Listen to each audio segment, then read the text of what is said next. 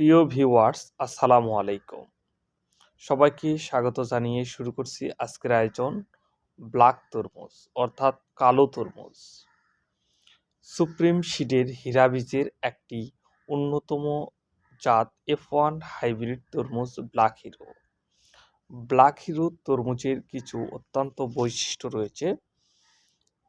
লম্বাটে গোলাকার তরমুজ, আকর্ষণীয় কালো রঙের, ভিতরে গাঢ় লাল শাঁস, মিষ্টতা 12%, বপনের সময় থেকে 65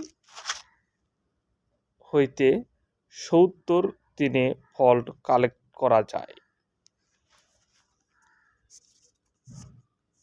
ফলের ওজন 9 থেকে 10 কেজি হয়ে থাকে। একর প্রতি ফলন 22 থেকে 25 টন। প্রতি একরে